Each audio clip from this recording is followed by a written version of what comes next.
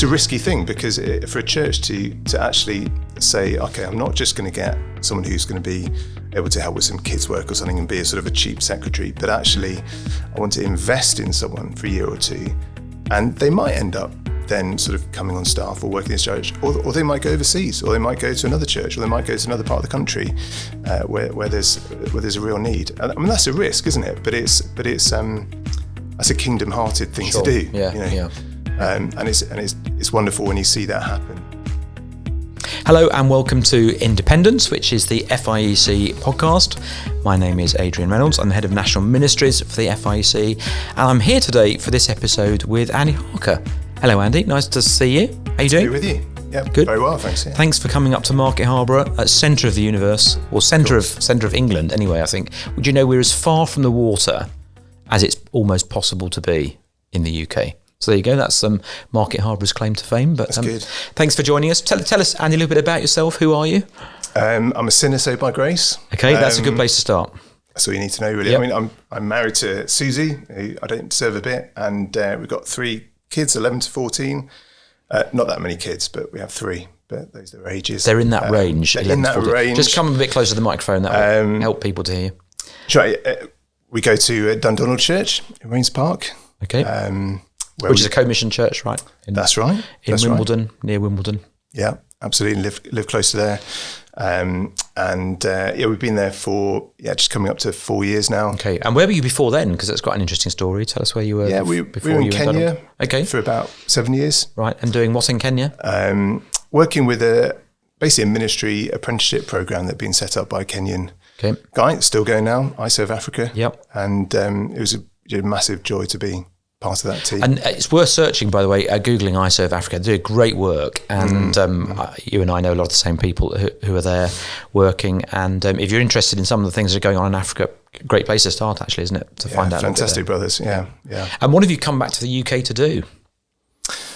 Yeah, I mean, in some ways we came back not to do something, in the sense that, we came back because of parents getting older. And that was a sort of dynamic, and also because we felt like that we weren't really needed in Kenya anymore.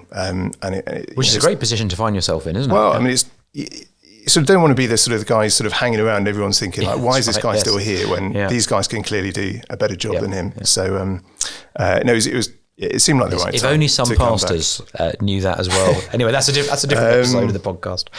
But yeah, we came back, and so we've ended up. I've sort of ended up doing a few things. One is directing 938. Okay, I'll come back to that in a minute. Another is being involved with the London Church Planting Academy. And I've also sort of been involved with a National Ministry survey more recently as well. Okay, so 938, let's start there. Just to be clear, Matthew 938. That's where it comes from. Not Zechariah 938. I don't know if there is a Zechariah 938. I think someone did look up all the 938 verses. Did they? Yeah, they were different range. I'd love to ask if any of them were unfortunate connections, but let's leave that for a minute. Matthew 938. Yes. Remind us what that is. Yes, it's the prayer for the Lord to send out workers into the harvest field. Right. Okay. So it comes on the back of that. The Lord saying that the workers are few, which I think a lot of people would say is still the case. Absolutely, and then that prayer for the Lord to thrust out workers into the harvest field. And how does 938 help churches fulfil that, or see that prayer answered? Well, I think it's very much that sort of helping, sort of coming alongside, catalysing. Because I mean, the work, as you know, is the local churches who are mandated to be sending out those workers into the harvest field. But 938 is trying to come alongside and encourage that in a number of different ways. So one of the things it's done is, over the last 25 years, is really encourage ministry apprenticeships or internships or traineeships or whatever you want to call them. Because I guess 25 years ago, they weren't so common, now sort of more common. And so partly by providing a conference for trainees to be encouraged at, but also sort of walking with some churches through setting up a scheme. Okay. So occasionally... So a church is interested in... just tell us what an apprenticeship might look like in a church. It could look very different in different churches, but essentially it'd be somebody who wants to sort of learn on the job. I guess it's different to sort of just a classroom academic training. It's training for actually having opportunities to do stuff, getting feedback on them, probably getting some actual didactic training as well. But that sort of mixture of ministry opportunity and actually doing stuff and getting some input and typically growing. 1 year, 2 years. What absolutely. Common that sort of length of time. Often a year or two. And I mean, I guess one of the critiques of that sort of scheme is it's just slave labour, isn't it? So how does a church approach it in a slightly more positive absolutely. way? Yes, no, that is, and it's possible for that to be the case and people not to be treated well. I think it needs to come from a church having a really kind of kingdom-minded heart to build people up, see people grow and sent out into the harvest field, wherever that might be. So there's only one harvest field at the end of the day, isn't there? And it's not ours. And it's the Lord who sends people out. So that's a risky thing, because for a church to actually say, okay, I'm not just going to get someone who's going to be able to help with some kids' work or something and be a sort of a cheap secretary, but actually I want to invest in someone for a year or two, and they might end up then sort of coming on staff or working in this church, or they might go overseas, or they might go to another church, or they might go to another part of the country where there's a real need. I mean, that's a risk, isn't it? But it's that's a kingdom-hearted thing to do. And it's wonderful when you see that happen. So in terms of churches who may be interested in exploring that for the first time, they might have contact with other churches who've done similar things, but they could come to you, could they, for connections and help and advice? I mean, learning from other churches is great, and I guess FIEC is connecting churches all the time. So if you can find churches which are doing that and possibly doing it in a similar kind of context to you and learn from them, that's great. I mean, 938 doesn't have all the answers, but we can do a bit of connecting people. And we've sort of developed a few resources of, where you might start with things like finance, for example, is often a bit of a one that churches come along and say, okay, we'd love to have a trainee for a year or two, but like, how do we actually do that? Are they employees? Are they volunteers? Are they kind of a bit of both? Do we give them a bursary? Do we give them a training grant? And so that's a really tricky area. So we have taken a bit of advice from people like stewardship and stuff, and put together a bit of resources on that. So there are some sort of practical things that we might be able to help with a bit. And I suppose one of the things that people who don't know much about 938 might think is it's an Anglican movement. It's not, is it? There's a lot of FIEC churches involved now in what's going on. Yeah, I think when we've done the stats in terms of the churches sending trainees, for example, on to maximise, it's usually about sort of 45%, 55% in terms of FIEC, Anglican, and in terms of the people speaking, the people inputting, the people kind of feeding into it, there's a big mix. So I think all the way from the start, it's always tried to be interdenominational and not sort of push any particular distinctives in terms of ecclesiology and that sort of thing, other than saying, the churches are the place where this stuff should be happening. So some of the churches, FIEC churches involved City Church Manchester, Christchurch Southampton. Yeah, so Ralph Cunnington was speaking at the Maximise conference recently, as was John T from Christchurch Southampton. So they often send quite a few trainees, but also churches like Moorlands up in Lancaster. And just student churches, or are most people who are doing apprenticeships and internships kind of fresh out of university, or is there a bit more of a mix than that? Yeah, there is a bit of it. There is a common profile, I guess you'd say. There are quite a lot of ministry trainees who are in that sort of just post university and in university towns. A Christian gap year, almost. Yeah, there can often be, I think it often happens that someone's been loving being sort of perhaps in CU leadership at university. They've been loving their student church. They've been involved with lots of stuff. And the church says, why don't you stay for a year or two? We could sort of train you up, invest in you. And that does happen, and often those people then go off to other parts and bless the church in different places. But one of the things I noticed actually just the last couple of years in terms of the Maximise conference is there's been a bit of a shift from just a sort of an increasing number of churches with fewer trainees at them. So there's actually been more churches, but only kind of one or two. It's not sort of one church with 10 trainees. No, I mean there are still sort of probably 4 or 5 churches which have 5, 6, 7, 8, but only a handful. most of the other churches are just one or two. So I think that's one of the nice things about a conference where they can come together and actually meet other trainees. So just because you're a smaller church who've not done this before, you shouldn't be thinking, oh, this is not for me. I can't suddenly find work for 5 people. Or I think increasingly that it's very much spread around. There's a lot of different, and also different, a lot of different contexts. I mean, as you say, there are sort of these pockets of universities where there are bigger churches and bigger trainee schemes, but a lot of the trainees are all over the place in often urban, but some rural areas, and not by any means just student churches. And are people doing and thinking about classic kind of pastor teacher roles, or is it broader than that in terms of apprenticeships? I think they can be more specialised than that. I think that's also kind of become broader. There are churches which are very much kind of thinking join this trainee scheme, and particularly with a view to thinking about pastoral ministry. So there are churches which have that particular kind of distinctive, but a lot of them are thinking, let's think really, really broadly. I think City Church Manchester is a great example of a church which has really thought, okay, let's think broadly of how can we do a sort of intensive discipleship and mentoring of people from a range of different trainings, some of whom might go into full-time gospel work and a range of different sorts of gospel work, but others might go back into their workplaces, but thinking more Christianly about the work that they do, more able to serve in the local church. So I mean, that's an example of quite a broad kind of training scheme which has a load of different outboxes. Yeah.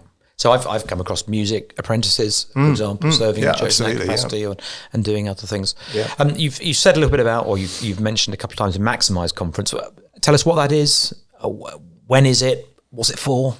Yeah, so that's usually happened straight after New Year. So before anything else happens, sort of bang straight into first week of the new year often, and largely ministry trainees, but also some who are at early stages of thinking about gospel work in terms of, and not even perhaps even thinking in terms of a particular denominational or church policy type stream, but just thinking big picture, what am I going to do with my life? So that there was a ministry trainee conference that has been going for sort of 20 years or so. But then more recently, there has been that sort of openness to people who are just thinking about, very early stages of thinking about gospel work. Right. So obviously FIEC run a hub conference, in fact, almost at the same time this year as it happens. There's a little bit of differentiation between them, isn't there? How do you see that differentiation working? Yeah, I think one of the big differences is that the Maximise thing would be thinking very sort of early stages of thinking about it. As I understand it, the hub, people are thinking quite intentionally, I think certainly my church thinks this would be a really good thing for me to explore pastoral ministry or gospel work in quite a full-time, intentional way within an FIEC type setting. Whereas the profile of the people at the Maximise conference tends to be a bit younger and tends to be much more kind of open sheet. It could go in all sorts of different directions. So it's a slightly different place in the chronology, if you like. Yeah, so I think we would inevitably, but but we would encourage people who are, okay, if you sort of maybe Maximise has sort of got your sort of thinking going and you're thinking next steps, absolutely. If you're thinking towards an FIEC type direction, if that's the church that you're in, if that's where you're headed, then the hub would be a brilliant next step. Yeah, and but Maximise is people from cross denominations aren't speaking on it. It's not just absolutely. So I mean, for some who might be from an Anglican background, the next step might be the Future Leaders Conference, for example, within a sort of Anglican Renew context. So. So I think we're thinking sort of a bit more upstream, perhaps. Although I'm sure that there'd be people who go to the hub who are sort of still thinking about things, but that would generally be the difference. And not sort of, I guess, pushing into the distinctive. So Maximise would be much more just thinking, what is gospel work? What is gospel ministry? What are we here to do? What is evangelism? And get some very broad training on that. Whereas it wouldn't be sort of pushing into sort of the issues of how exactly might you make next steps, or what would pastoral ministry look like? What might be the challenges? Yeah, that's really helpful. Thanks. And where can people find out more? Website, I guess, place to go. 938.org. 938.org. Spelt out or numbers? Spelt out. Yeah. So you've got to know how to spell 938. That's right. It is a challenge. Not to be confused with 318. 938. No. 938. It's the trendy thing to do at the moment, but I'd like to say you paved the way first. Well, before anybody else got on that bandwagon. It was long before my time, but yes, yeah, they chose that well. Great. And we'll put the link in the notes on the podcast page, so if you want to follow that through, you'll be able to find it. It's not the only string to your bow, though, is it? So you talked a little bit, or you just mentioned very briefly at the outset about the London Church Planting Academy, which sounds very grand. It's a bit of a long, pretentious. It needs title. A number. Yeah. It needs a number. That's what it does. It does. We might well streamline it. Actually, I mean, we are quite seriously thinking that the London bit, although we're kind of it's sort of focused in London, based there and stuff. Actually, a lot of the stuff that's going on is actually far wider and national. So actually. The London isn't always the most. So we might knock a few bits off it. You might tell us a bit more about it. Then, what is it? Who's it for? How do you access it? Yeah, I think the plan was a few years ago to try and draw together some of the stuff that is going on. Not invent lots of new stuff, but draw together some of the stuff that is going on into a sort of curated space where people are kind of looking for training and churches who are thinking about how can we be training our church planters could go and just find some stuff that would be helpful. So it was always a sort of a collaborative thing with a number of different partners, including FIEC, who were involved in the early meetings, and a number of people, FIEC guys, are involved in it now. So there's a number of different things, but for the main ones, there's Co-Mission has been doing some church planter training for a number of years. So Richard Perkins, who was at the Hub Conference, has been doing some training for Co-Mission church planters. But the idea was to open that out so that others could be involved in that as well. And the way that it's kind of developed is that actually now at least half, if not over half, of people involved are not Co-Mission guys. Right. So there's a number of FIEC guys involved. There's also a few people zooming in. There's one guy who's zooming in from South Africa. Okay. Strangely, but great to have us. We live in a different world now. We've all discovered that. I guess that's pushed us in the last couple of years, and so we've got a sort of a hybrid mode for that. So there's the Co-Mission church planter training, and we've been doing a sort of a little. And is that for people who are? Is it for people going into church planting or people who are already? Yeah, that's a very good question. So three groups: people who are already planting. So they're in the sort of first 2 or 3 years of actually post-launch. People who are preparing to launch, so they know this is where I want to go and do, but sort of preparing for that. But also people are sort of potential planters who are just exploring it. So there's been one or two who they haven't got a specific place they want to be involved with. Their churches are thinking, I think maybe a few years down the line this would be helpful for you to be involved with, and that's been great. So I think we would encourage that really, because I think one of the Richard Perkins' observations has been that sometimes you can get some input a little bit too late, whereas I would have liked to have known this before, and actually to get a bit of exposure to that early and think, is this something I want to do? How would I start thinking about it? Could be helpful. So it's potential, preparing, and actual planters. Okay. Yeah. So you were about to go through your 4 things, weren't you? That sorry, I've got some points of one, which is terrible. But it's a bit like listening to a Puritan sermam. I know there'll be 10 sub-points for point 3. Yes, this podcast episode will last an hour and a half. More briefly, I'm involved with a Crosslands. So Crosslands Seminary has been going nationwide for a number of years, and great stuff. And so we've been grateful to host a tutor group, so the South London tutor group, which kind of over. I mean, there's some guys who are not involved in church planting, some that are, but I've loved being part of that. Union MTH, so Union in South Wales. Yep. So we've just started just started with one guy actually, just in the last few months, and also City London project. They were doing the incubator for church planters up in Manchester, and then they wanted to do it in London as well. So we partnered with them as well, and I was actually on that call this morning. Okay. And you've been a busy man already today. Neil Powell and Pete Nicholas have been doing a lot of teaching on that. Yeah, and, many people know great. Neil Powell was a pastor of City Church in Birmingham, FIEC Church. That's right. And is now working with the London project in City to City. Yeah, so he's been very generous in providing that. And so these things they work at slightly different levels. I guess the commission church planter training is a bit more sort of nuts and boltsy in sort of how would you actually go about launching a church.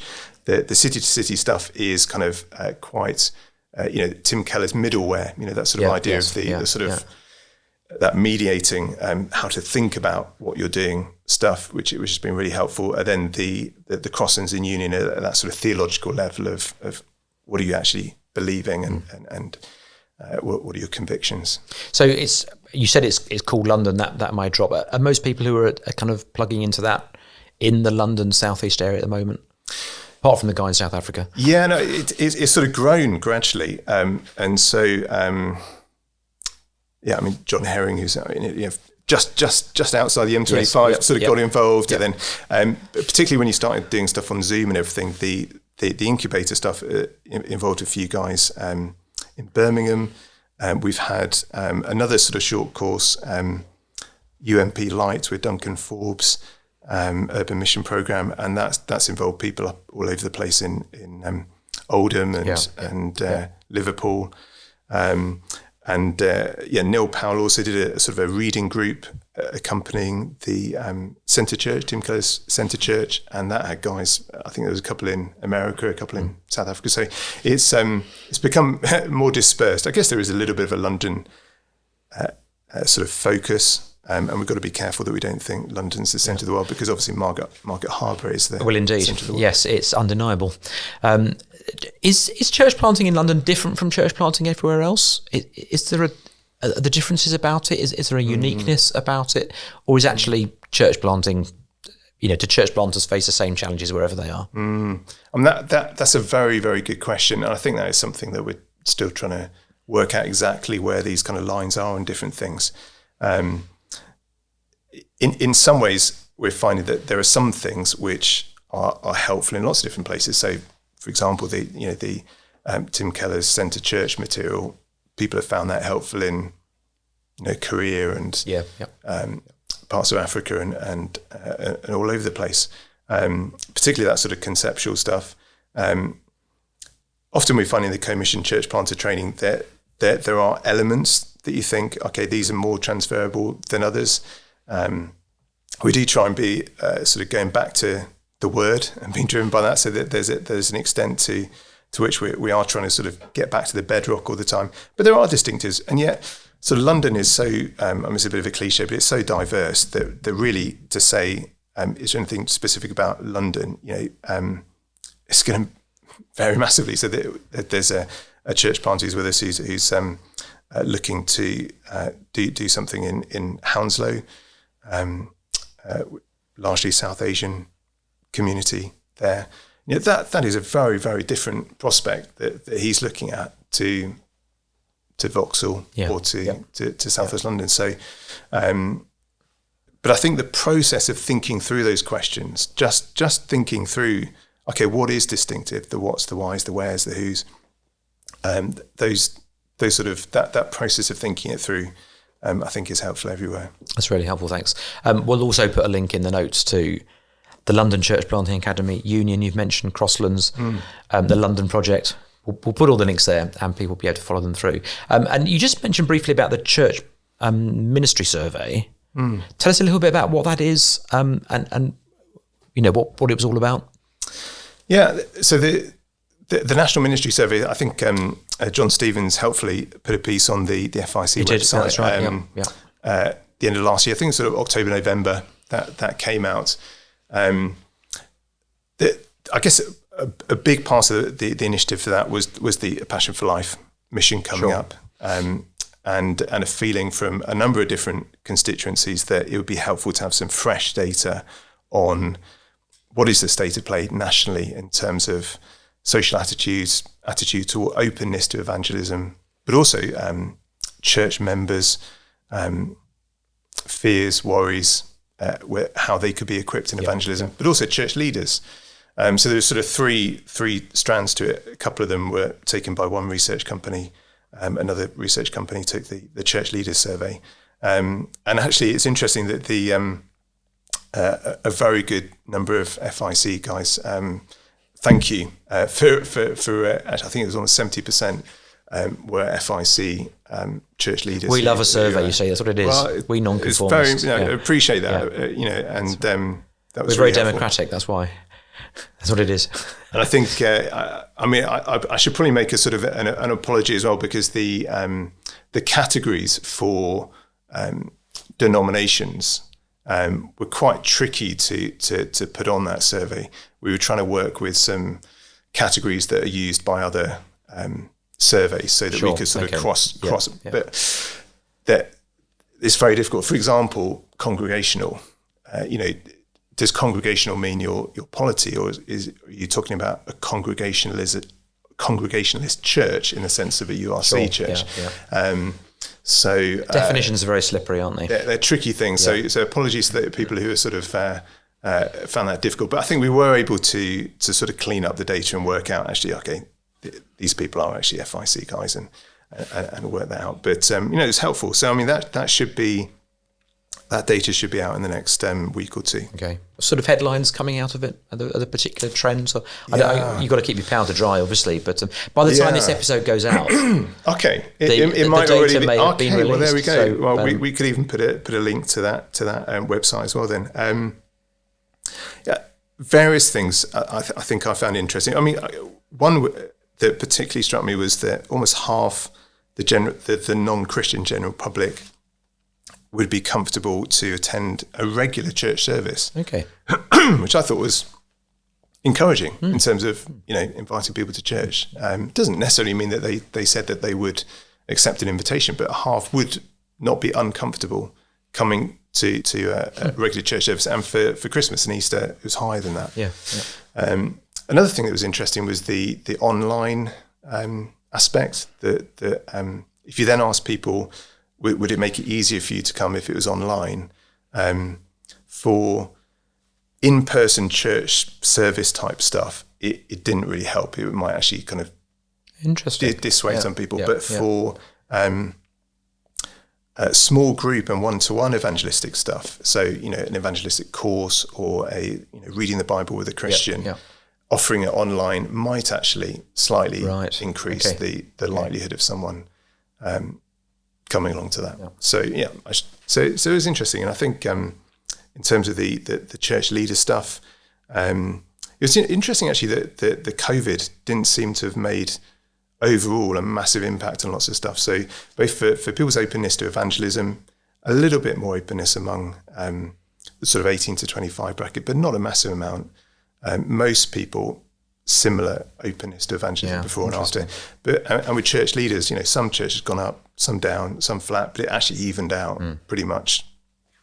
We keep. It's anecdotal, but we keep hearing stories of church leaders of more conversions in the last 18 months than they've seen in previous periods of similar length, which is interesting just in terms of dynamic. It sounds as though when that's out, that's a whole nother episode to come back to and just explore some of that data, because it is fascinating to see what's going on. And as you say, to have some of that information at your fingertips, just hearing that people would be comfortable coming along to a service, that just maybe that would just help people give an invitation, say this is not dead yet.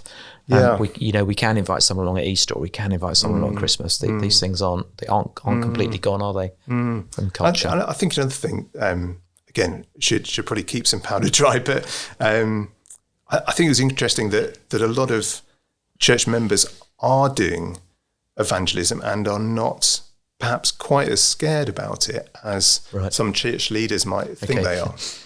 So I think church leaders are worried for their congregations that they will be being afraid of being called bigots and sort of just being very nervous about it. But actually, the sort of fear level seemed to be actually slightly less among church members than we might imagine. So. Well, I shall talk to you again about that, because it sounds really interesting and worth exploring. Thanks, Andy, for joining us. Really appreciate it. This is Independence, the FIEC podcast. I'm Adrian Reynolds. Thank you for joining us.